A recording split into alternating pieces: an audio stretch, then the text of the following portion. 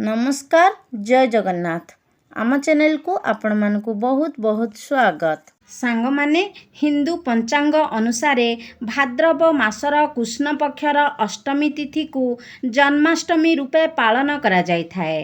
कारण एही दिन रे भगवान श्रीकृष्णंकर जन्म होइथिला।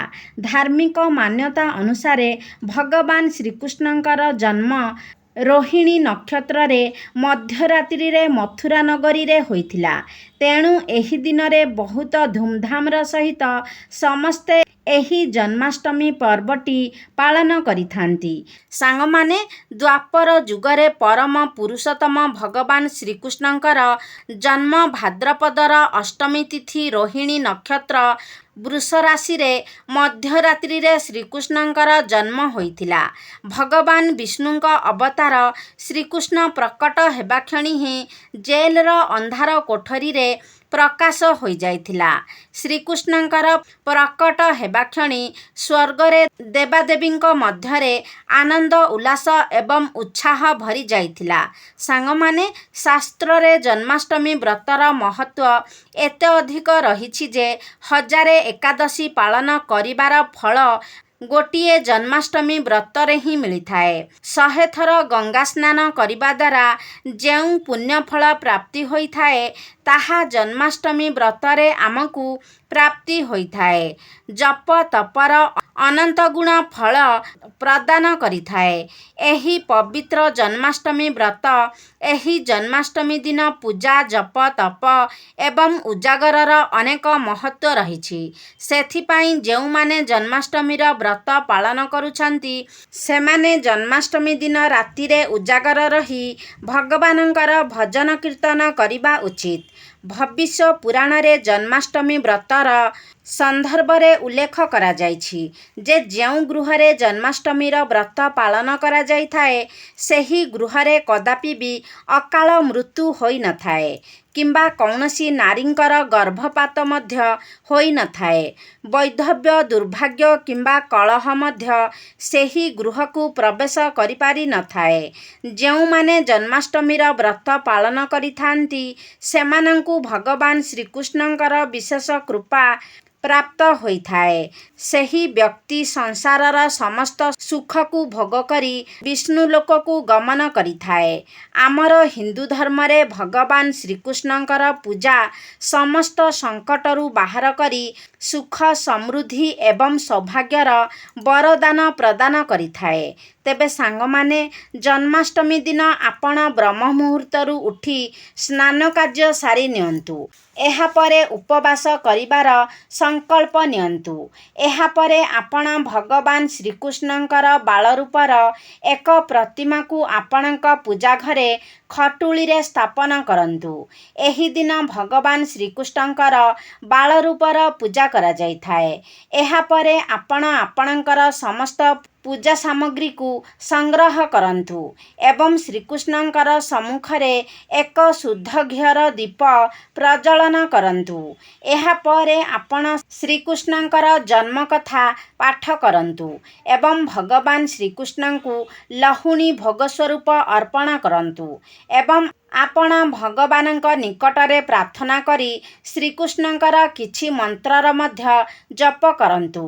तेबे सांग माने राति 12टा बाजिबा परे श्रीकृष्णंकर जन्माष्टमीर पर्व को पालन करा जाइथाए। जन्माष्टमी दिन आपण भगवान श्रीकृष्णंकु हळदिया रंगर चंदन किंबा केसर तिलक रूपरे निश्चय लगांतु।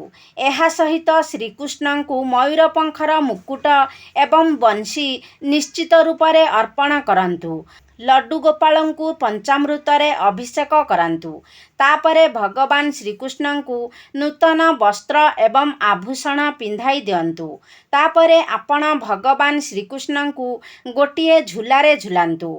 आपण लहुणी रे तुलसी एवं मिश्री पकांतु। तापरे एहाकु भगवान श्रीकृष्णंकु भोग स्वरूप अर्पण करंतु। एहा परे भगवान श्रीकृष्णंकर आळती करी आपण प्रसाद को निजर गृहर समस्त सदस्य मानक मध्यरे बांटी दियंतु। ତେବେ ସାଙ୍ଗମାନେ ଆପଣ ଯଦି ଜନ୍ମାଷ୍ଟମୀର ବ୍ରତ ରଖୁଛନ୍ତି ବା ରଖୁନାହାନ୍ତି ତେବେ ବି ଜନ୍ମାଷ୍ଟମୀ ଦିନ ଆପଣ ଏହିସବୁ ଭୁଲଗୁଡ଼ିକ କରନ୍ତୁ ନାହିଁ।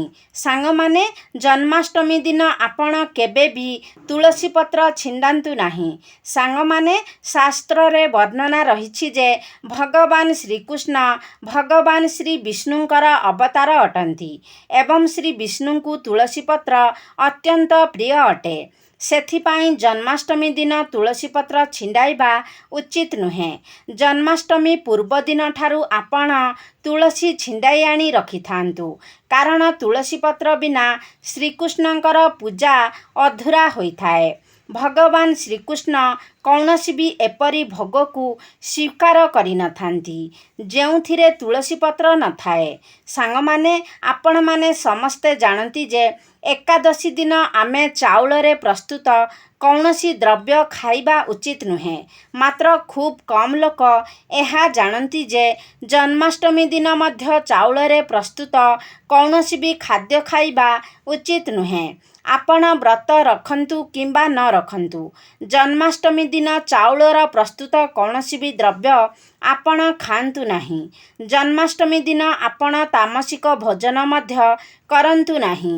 ଏହି ଦିନ ଆପଣ ମଦ, ମାଂସ, ପିଆଜ, ରସୁଣ ଏସବୁ ଖାଦ୍ୟ ଗ୍ରହଣ କରିବା ଉଚିତ ହୋଇନଥାଏ।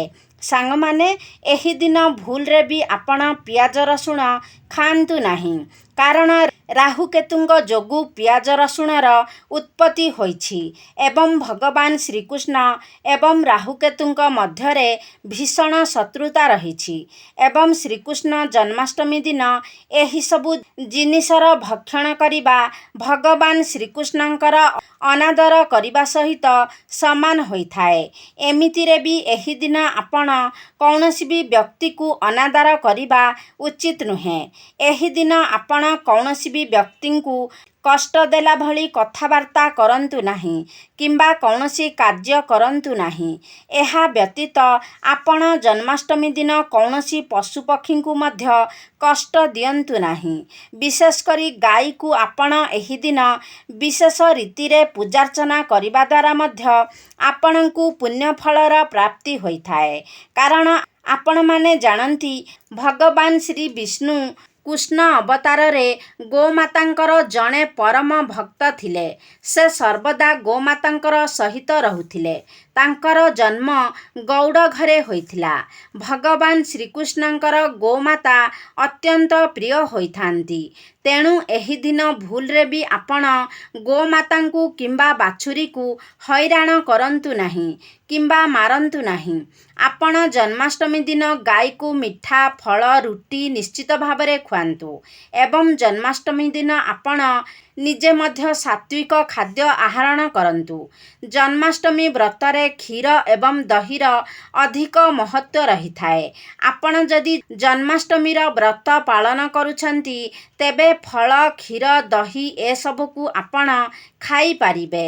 ଜନ୍ମାଷ୍ଟମୀ ଦିନ ଗଛ କାଟିବାକୁ ମଧ୍ୟ ଅଶୁଭ ବୋଲି ମାନାଯାଇଥାଏ। ଭଗବାନ ଶ୍ରୀକୃଷ୍ଣ ପ୍ରତ୍ୟେକ ସ୍ଥାନରେ ବାସ କରିଥାନ୍ତି। ଆପଣ ଯଦି ପାରିବେ ଏହି ଦିନ ଆପଣ ବୃକ୍ଷରୋପଣ କରିପାରିବେ। ମାତ୍ର ଏହି ଦିନ କେବେ ବି ଗଛ କାଟନ୍ତୁ ନାହିଁ କିମ୍ବା ଉପାଡ଼ନ୍ତୁ ନାହିଁ। ଭଗବାନ ଶ୍ରୀକୃଷ୍ଣ ଓସ୍ତ ଗଛରେ ନିବାସ କରିଥାନ୍ତି। ତେଣୁ ଆପଣ ଏହି ଜନ୍ମାଷ୍ଟମୀ ତିଥିରେ ଓସ୍ତ ଗଛ ମୂଳରେ ଜଳ ନିଶ୍ଚୟ ଭାବରେ ଅର୍ପଣ କରନ୍ତୁ। ଏହାଦ୍ୱାରା ଭଗବାନ ଶ୍ରୀକୃଷ୍ଣ ଆପଣଙ୍କ ଉପରେ ଶୀଘ୍ର ପ୍ରସନ୍ନ ହୋଇଥାନ୍ତି।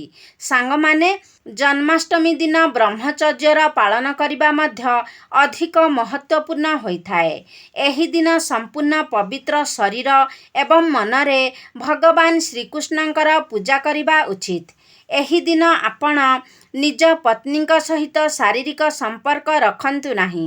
ଯେଉଁ ପତି ପତ୍ନୀ ଏହି ଜନ୍ମାଷ୍ଟମୀ ଦିନ ସଂଯମତା ରକ୍ଷା କରିଥାନ୍ତି, ପବିତ୍ର ମନ ଏବଂ ଶରୀରରେ ଶ୍ରୀକୃଷ୍ଣଙ୍କର ପୂଜା କରିଥାନ୍ତି, ସେମାନଙ୍କୁ ଏକ ସୁନ୍ଦର ଏବଂ ସୁଶୀଳ ସନ୍ତାନର ପ୍ରାପ୍ତି ହୋଇଥାଏ ଏବଂ ଏପରି ଶିଶୁର ମୁଖ ଭଗବାନ ଶ୍ରୀକୃଷ୍ଣଙ୍କ ପରି ହୋଇଥାଏ ଏବଂ ତାହାର ଶରୀର ଭଗବାନ ଶ୍ରୀକୃଷ୍ଣଙ୍କ ପରି କୋମଳ ମଧ୍ୟ ହୋଇଥାଏ। ଯେଉଁ ବ୍ୟକ୍ତିମାନେ ଜନ୍ମାଷ୍ଟମୀର ବ୍ରତ ପାଳନ କରିଥାନ୍ତି ସେମାନେ ରାତି 12ଟା ପୂର୍ବରୁ ବ୍ରତ ଭାଙ୍ଗିବା ଉଚିତ ନୁହେଁ। ରାତି 12ଟା ପୂର୍ବରୁ ବ୍ରତ ଭାଙ୍ଗିବା ଦ୍ୱାରା ଆପଣଙ୍କୁ ବ୍ରତର କୌଣସି ବି ଫଳ ପ୍ରାପ୍ତି ହୋଇନଥାଏ। ତେବେ ସାଙ୍ଗମାନେ, ଜନ୍ମାଷ୍ଟମୀ ଦିନ ଭଗବାନ ଶ୍ରୀକୃଷ୍ଣଙ୍କର କିଛି ଏପରି ବିଶେଷ ମନ୍ତ୍ର ରହିଛି ଯେଉଁ ମନ୍ତ୍ରକୁ ଯଦି ଆପଣ ଏହି ଜନ୍ମାଷ୍ଟମୀ ଦିନ ଶୁଦ୍ଧ ଏବଂ ପବିତ୍ର ମନର ସହିତ ଜପ କରନ୍ତି ତେବେ ଆପଣଙ୍କ ଜୀବନର ସମସ୍ତ ସମସ୍ୟା ଦୂର ହୋଇଯାଇଥାଏ। ତ ଭଗବାନ ଶ୍ରୀକୃଷ୍ଣଙ୍କର ଗୋଟିଏ ମନ୍ତ୍ର ହେଉଛି ଓମ୍ କ୍ରିଂ କୃଷ୍ଣାୟ ନମଃ। ଏହି ମନ୍ତ୍ରକୁ ଆପଣ ଶ୍ରୀକୃଷ୍ଣ ଜନ୍ମାଷ୍ଟମୀ ଦିନ ଜପ କରନ୍ତୁ। ଏହି ମନ୍ତ୍ରକୁ ଆପଣ ଜନ୍ମାଷ୍ଟମୀ ଦିନ ଜପ କରିବା ଦ୍ୱାରା ଆପଣଙ୍କୁ ଧନଧାନ୍ୟର ପ୍ରାପ୍ତି ହୋଇଥାଏ। ଆପଣଙ୍କ ଜୀବନରୁ ଦାରିଦ୍ର୍ୟତା ଦୂରେଇ ଯାଇଥାଏ। ଏହା ବ୍ୟତୀତ ଆଉ ଗୋଟିଏ ମନ୍ତ୍ର ହେଉଛି ହରେ କୃଷ୍ଣ କୃଷ୍ଣ କୃଷ୍ଣ ହରେ ହରେ, ହରେ ରାମ ରାମ ରାମ ହରେ ହରେ। ଏହି ମନ୍ତ୍ରକୁ ଜପ କରିବା ଦ୍ୱାରା ଭଗବାନ ଶ୍ରୀକୃଷ୍ଣ ପ୍ରସନ୍ନ ହୋଇଥାନ୍ତି। ଏହି ମନ୍ତ୍ରକୁ ଆପଣଙ୍କୁ କମ୍ ସେ କମ୍ 21 ଥର ଜପ କରିବାର ଅଛି କିମ୍ବା ଆପଣ ଚାହିଁଲେ 7 ଥର ମଧ୍ୟ ଏହି ମନ୍ତ୍ରକୁ ଜପ କରିପାରିବେ। ସାଙ୍ଗମାନେ, ପବିତ୍ର ଜନ୍ମାଷ୍ଟମୀ ତିଥିରେ ଯେଉଁ ନାରୀ ଶ୍ରୀକୃଷ୍ଣଙ୍କର ବାଳମୂର୍ତ୍ତିକୁ ଝୁଲାରେ ଝୁଲାଇଥାଏ ଅନନ୍ତ କାଳ ପର୍ଯ୍ୟନ୍ତ ସେହି ନାରୀକୁ ନିଃସନ୍ତାନର ଦୋଷ ଲାଗିନଥାଏ। ଭଗବାନ ଶ୍ରୀକୃଷ୍ଣଙ୍କର କୃପାରୁ ଏପରି ନାରୀକୁ ସୁନ୍ଦର ପୁତ୍ରର ପ୍ରାପ୍ତି ହୋଇଥାଏ। ସାଙ୍ଗମାନେ, ଜନ୍ମାଷ୍ଟମୀ ଦିନ ଆପଣ ନିଶ୍ଚିତ ଭାବରେ ଆପଣଙ୍କ ଗୃହକୁ ମୟୂରପଙ୍ଖ ଆଣନ୍ତୁ ଏବଂ ନିଜର ପୂଜା ଘରେ ସ୍ଥାପନ କରନ୍ତୁ ଏବଂ ଭଗବାନ ଶ୍ରୀକୃଷ୍ଣଙ୍କ ପାଇଁ ଜନ୍ମାଷ୍ଟମୀ ଦିନ ଏକ ବଂଶୀ ମଧ୍ୟ ନିଶ୍ଚିତ ରୂପରେ ଆଣନ୍ତୁ। ଯଦି ଆପଣ ଜନ୍ମାଷ୍ଟମୀର ବ୍ରତ ରଖୁଛନ୍ତି ତ ଭଗବାନ ଶ୍ରୀକୃଷ୍ଣଙ୍କ ପାଇଁ ଖେଳନା ନିଶ୍ଚିତ ରୂପରେ ଆଣନ୍ତୁ। ଏହା ବ୍ୟତୀତ ଜନ୍ମାଷ୍ଟମୀ ଦିନ ଆପଣଙ୍କ ନିଜ ଘରକୁ କଉଡ଼ି ମଧ୍ୟ ଆଣିପାରିବେ। ଜନ୍ମାଷ୍ଟମୀ ଦିନ ଆପଣ କୌଣସି ବି ବ୍ୟକ୍ତିଙ୍କୁ ଶ୍ରୀକୃଷ୍ଣଙ୍କର ମୂର୍ତ୍ତି କିମ୍ବା ଫଟୋ ଉପହାର ସ୍ୱରୂପ କଦାପି ବି ଦିଅନ୍ତୁ ନାହିଁ। ଏପରି କରିବା ଦ୍ୱାରା ଆପଣଙ୍କ ଘରୁ ମା ଲକ୍ଷ୍ମୀ ଚାଲି ଯାଇଥାନ୍ତି। ଜନ୍ମାଷ୍ଟମୀ ଦିନ ଆପଣ ସୁନା, ରୂପା, ତମ୍ବା ଏବଂ ପିତ୍ତଳର ଦ୍ରବ୍ୟ କିଣିପାରିବେ। ଏହାକୁ ଶୁଭ ବୋଲି ମାନାଯାଇଥାଏ। ସାଙ୍ଗମାନେ, ଶ୍ରୀକୃଷ୍ଣ ଜନ୍ମାଷ୍ଟମୀ ଦିନ ଆପଣ ବୃନ୍ଦାବତୀଙ୍କ ସାମ୍ନାରେ ଶ୍ରୀକୃଷ୍ଣଙ୍କର 4ଟି ନାମ ଗୋବିନ୍ଦ, ଗୋପାଳ, ଦେବକୀନନ୍ଦନ ଏବଂ ଦାମୋଦର ଏହି 4ଟି ନାମର ଉଚ୍ଚାରଣ କରନ୍ତୁ ଏବଂ ଓମ୍ ନମଃ ଭଗବତେ ବାସୁଦେବାୟ ନମଃ ଏହି ମନ୍ତ୍ରର ମଧ୍ୟ ଜପ କରନ୍ତୁ। ଏପରି କରିବା ଦ୍ୱାରା ଆପଣଙ୍କ ଜୀବନରେ ଚାଲିଥିବା ଅନେକ ଗୁଡ଼ିଏ ସମସ୍ୟାର ସମାଧାନ ହୋଇଯାଇଥାଏ। ମା ବୃନ୍ଦାବତୀ ଆପଣଙ୍କ ଗୃହକୁ ଧନଧାନ୍ୟରେ ଭରି ଦେଇଥାନ୍ତି। ଜନ୍ମାଷ୍ଟମୀ ଦିନ ଆପଣ ଶ୍ରୀକୃଷ୍ଣଙ୍କ ନିକଟରେ ଲହୁଣୀ ସହିତ ତୁଳସୀର ଚଅଁର ମଧ୍ୟ ଭୋଗ ସ୍ୱରୂପ ଅର୍ପଣ କରନ୍ତୁ। ଲହୁଣୀରେ ଆପଣ ତୁଳସୀ ପତ୍ର କିମ୍ବା ତୁଳସୀ ଦଳ ନିଶ୍ଚୟ ରୂପରେ ପକାନ୍ତୁ ଏବଂ ତାହାକୁ ଭୋଗ ସ୍ୱରୂପ ଶ୍ରୀକୃଷ୍ଣଙ୍କୁ ଅର୍ପଣ କରନ୍ତୁ। ତେବେ ସାଙ୍ଗମାନେ, ଏହିସବୁ ଉପାୟ ଗୁଡ଼ିକ ଆପଣ ଜନ୍ମାଷ୍ଟମୀ ଦିନ ନିଶ୍ଚିତ ରୂପରେ ପାଳନ କରନ୍ତୁ। ନିଶ୍ଚିତ ରୂପରେ ଆପଣଙ୍କୁ ଅନେକ ଗୁଡ଼ିଏ ଶୁଭ ଫଳ ପ୍ରାପ୍ତି ହେବ। ତେବେ ସାଙ୍ଗମାନେ, ଆଶା କରୁଛି ଆଜିର ଭିଡ଼ିଓଟି ଆପଣମାନଙ୍କୁ ନିଶ୍ଚିତ ଭାବରେ ଭଲ ଲାଗିଥିବ। ଯଦି ଭଲ ଲାଗିଛି ତାହେଲେ ଲାଇକ୍ କରନ୍ତୁ, ସେୟାର କରନ୍ତୁ। ଆମ ଚ୍ୟାନେଲକୁ ଯଦି ସବସ୍କ୍ରାଇବ୍ କରିନାହାନ୍ତି ତାହେଲେ ସବସ୍କ୍ରାଇବ୍ କରିଦିଅନ୍ତୁ ଏବଂ କମେଣ୍ଟ ବକ୍ସରେ ଶ୍ରଦ୍ଧା ଓ ଭକ୍ତିର ସହିତ ଜୟ ଶ୍ରୀ କୃଷ୍ଣା ନିଶ୍ଚୟ ଲେଖନ୍ତୁ।